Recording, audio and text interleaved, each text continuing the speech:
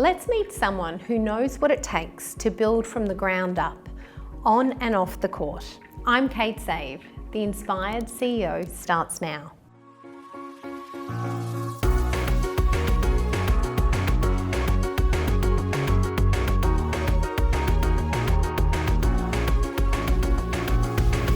Welcome to The Inspired CEO, where each episode we explore the innovative wellness practices that are driving success and longevity in the modern business world.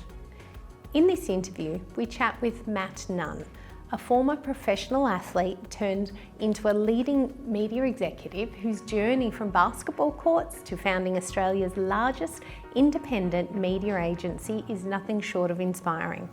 Matt shares how his passion for sport shaped his leadership style while he took the leap from corporate media to entrepreneurship, the biggest risks he's taken, and how he balances business, success, family life, and personal values. Thank you, Matt. Thank you. Thanks for having me. My pleasure. Now, tell me about your professional career as a basketballer, but how did that all start? So as a child growing up, how did you get into basketball? Well, it's a pretty good question. Well, I'm from Ballarat originally, so in the country, you literally play basketball, cricket, and football, and run around from the time you wake up to the time you go to bed. So, sport was one of those things in Ballarat everybody did. So, but as far as basketball, I competed from under 10s all the way through, and then sort of went to the US on a scholarship. When probably there wasn't too many Australians going there. But I didn't last that long. I was only there for probably a year. So. And how old were you? I was 18. Oh, that would have been a big thing for your parents to let you go to the US then? Oh, I think they were pretty happy to get rid of me, to be honest. Oh yeah, Ballarat, keep you out of trouble at least. Yeah. And so then what happened next? You've come back after your basketball career overseas and then back in Australia? Yeah. So I came back and played for the Ballarat Miners, who competed in the SCABL at the time. Right, Southeastern Basketball League, which is now the NBL one. Right. And we had coaches like Al Westover, Brian Gorgian, and Brendan Joyce, who I'm still really close with. And I think we won 2 or 3 national titles with him in a row, which he was an outstanding coach. Then he went on to obviously coaching the NBL, coaching the Olympics, and overseas recently. Gosh, incredible. Yeah. And you have 2 child prodigies that are amazing basketballers as well. So it's in the genes. Well, I think they're a lot better than me. But Bailey is in the US. So he's at Cal State Fullerton this year. He's just transferred. Mm-hmm. And Brody was in the US at the University of Seattle, but he's back now playing with the Jack Jumpers as a development player, but also playing for me at Knox as well, so in the NBL one, so yeah. Wow, what a sporty family. Yeah, basketball family. Yes. And so how did you get into the media? How did basketball lead to the media? Well, there's a defined link with it. So given that I knew everybody in the town, and a major sponsor was Win Television. Yes, in Ballarat, the country TV, right. Yeah. So the general manager come and asked me, would you come and work for us? Everybody in the town, you can flog them advertising. So sales, yeah. So at that time, I think a PE teacher got paid $25,000. Yeah. And I think this job was $35,000, a car and commission. So I thought, well, if I don't like it, I can always go back to teaching. But I really did love teaching as well. Yeah. So, I ended up doing that in Ballarat and, was quite successful at it. So I then went to Melbourne with Win Television and then soon was recruited to Channel 9. Wow. So that's sort of how I progressed in through advertising. But it was, I remember my first day. It was literally, there was a town promotion in stall. And what that meant was I literally had to walk in to every literally milk bar store in stall and try to sell them advertising, and I knew nothing about it. So my first lesson was, well, just show them the shiny cover. As soon as they see the shiny cover, they'll buy it. So anyway, I took it upon myself to probably educate myself and read every book I possibly could about it, so I knew more about it. So I kind of sort of was a self-made from a knowledge standpoint. Yeah. And I really enjoyed it as well, helping people, communicating with people. So Well, the education degree would have helped you with that learning and that studying. You would have got some Yeah. No, it definitely did. But I think it was, I was always pretty driven and motivated to succeed in whatever I did, and that was just one of those things. So then you've worked for Channel 9, and a few years later you decide to start your own agency, so Nunn Media? Yes. So I was probably there for 2 or 3 years, and I was doing really well. And one of my major clients was an agency, and a gentleman by the name of Peter Carlin, very successful media guy, sort of somewhat of a pioneer in the industry. Right. And he asked me to come in as a partner. Yeah. Work with each other for a while to make sure that we could get along. So I did that, and after probably a year or two, I thought, I think I'll do it myself rather than have a partner. So it was a pretty big step at the time because I was quite young, and the financial sort of, I guess, makeup that you have to have is very stringent to get credit with, the likes of Channel 9 in those days, Fairfax and what have you. So, but I managed to jump over those hurdles, which was literally leveraged everything that I had.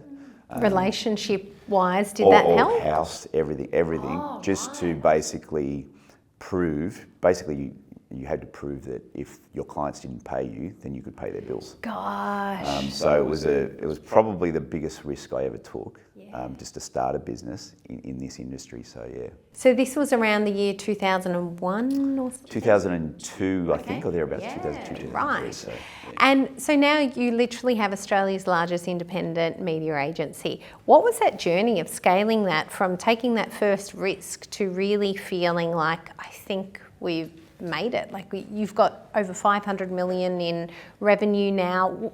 What does that look like going from zero? It's a headache. No. You know what? There's so many steps along the way that it's really, if I think back, basically I just had a drive to succeed, and I was prepared to literally do anything, from a working hard from an hour standpoint to, literally, I mean, in any business, it all comes back to sales. And, the big part of an agency is getting clients. So it was building. We started with probably 3 employees. My wife was a chartered accountant at Ernst & Young, so she fit into the business So she nicely. left her job to come and work for you straight? Well, not initially, but after a period of time. Which was really good and probably saved me a few dollars. Yeah, and you're all in because you're both then in the business and you have to make it work. Yeah.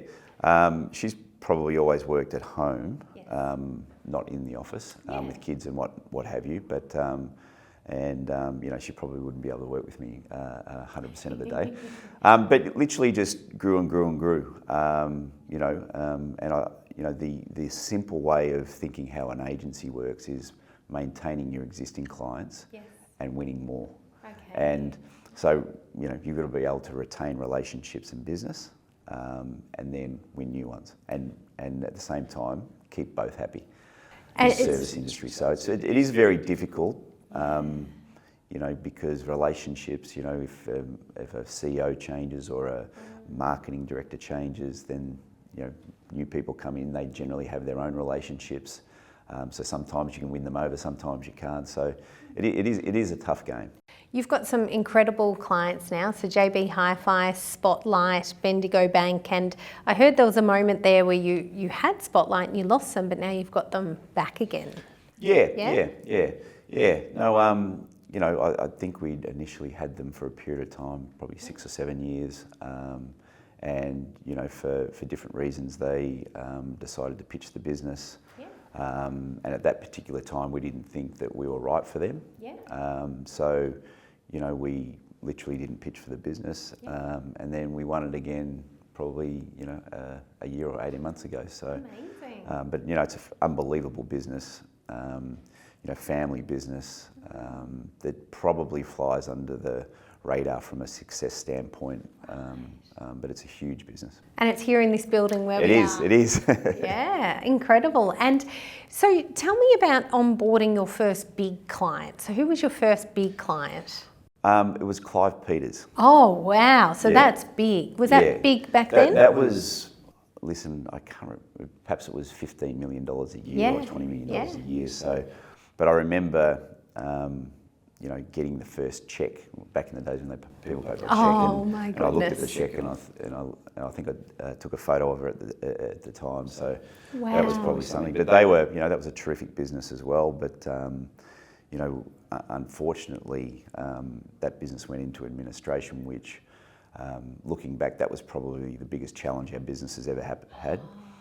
So I think it was, well, I know the date pretty well, but it was, I think it was June the 15th, 2012. Wow, so that is, a significant milestone. So they'd owed us about $2 million.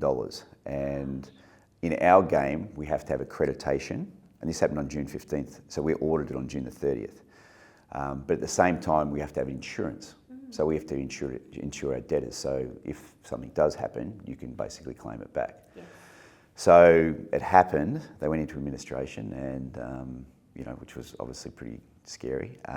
But then the insurers basically declined to pay. So in my world, that was obviously pretty scary. But literally, what I had to do was, in 15 days, I literally had to find a way. Not that we're going to go bankrupt, but I had a lot of money tied up in things that weren't liquid. So so cash flow became a huge issue. Yeah. So in essence, but what made it a little bit worse was, I think it was on the 18th or the 20th, and I'd had pains in my stomach for about 6 months, and I went to the doctor 5 or 6 times, and you know, they gave me antibiotics and it went away, but my appendix burst. Oh my goodness. I'd actually had appendicitis for 6 months. So, and that's mostly deadly. Like when your appendix bursts. Yeah. I don't think I've ever been sicker after it sort of burst. So that probably added a little complexity to the problem, that it was about the 23rd or the 24th of June, and I had sort of 6 or 7 days to sort of work something out. So it's a bit of a story, but I literally had organised an appointment with Tony Gandel through a friend of mine, and I got out of hospital, flew home, and got dressed up, and off I went. And after driving about 5 minutes, I literally looked down and I had blood seeping from the side of the wound. Oh. And I looked down, so I flew back home, and you did the meeting? Yeah. Well, I got my wife. I said, look. Anyway, so she was a pretty quick thinker, but she grabbed a maxi pad, hid it on me, gave me a new shirt, and literally off I went, and went to the meeting with Tony, and you know, he invested in the business, and you know, he's a fantastic guy, great family, and you know, we've done a lot of good things together, and he's really been a big mentor of mine throughout the career. So did he know how sick you were? I didn't know. I didn't say anything. No, I didn't say that I'd. Yeah. No. Oh, so that drive and that resilience to just keep a straight face and just get the deal done. I guess, you know, I needed to make something happen, so that's the way I looked at it. Life or death, literally. Well, probably not that bad. But still, that's pretty full on. Yeah. And so now, what does a day in the life of Matt look like?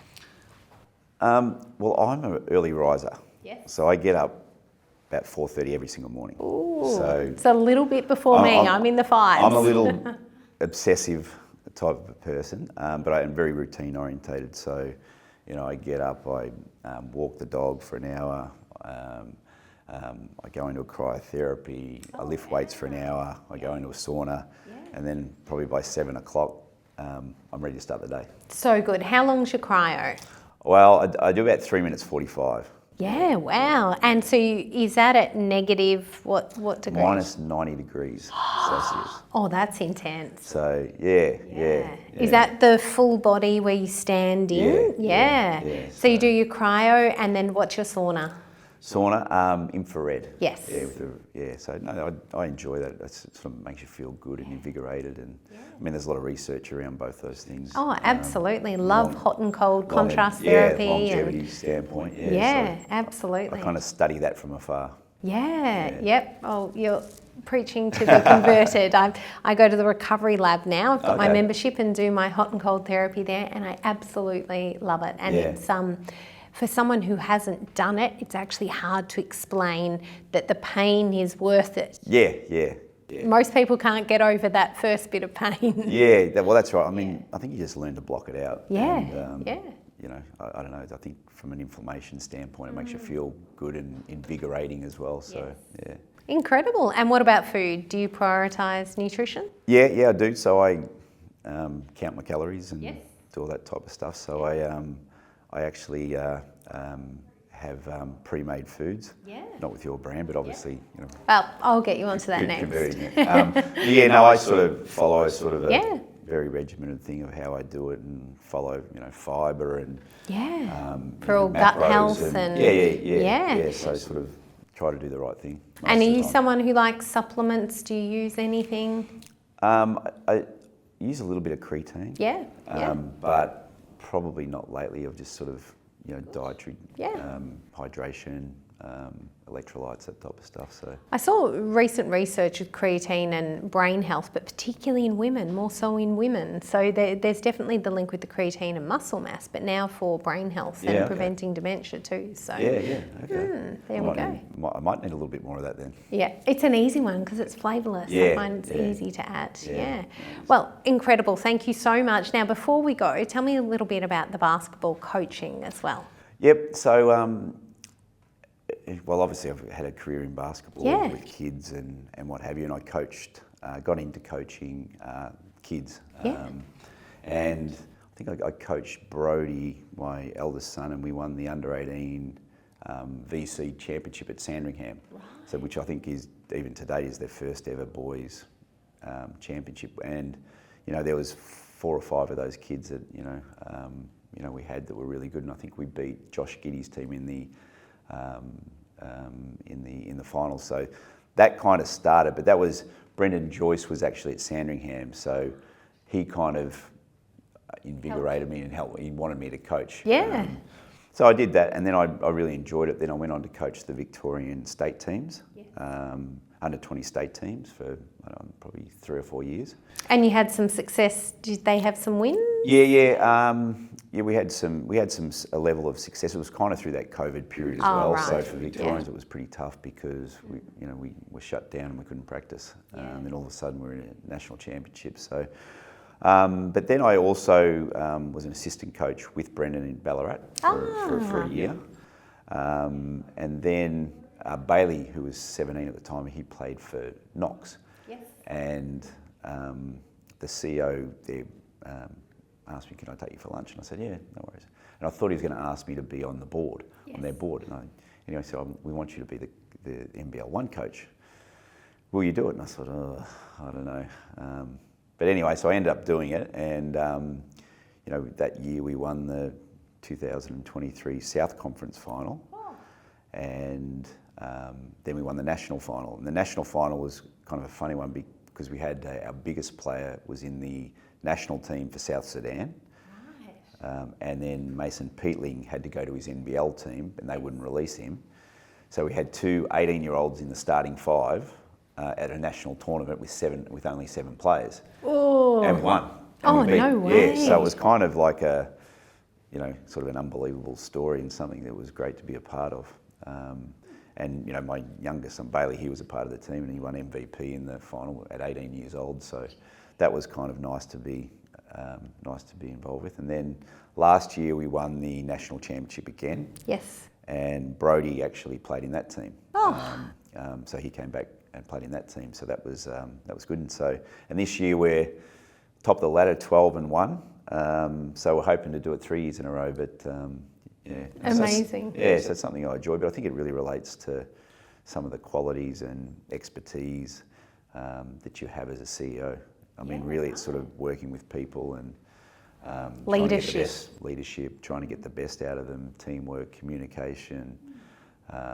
So you've got over 200 employees now too, is that right? Yes. So it's a big organisation. So leadership's next level. It's critical, I guess. No, it is. And, I mean, it's also generally the people below you as well.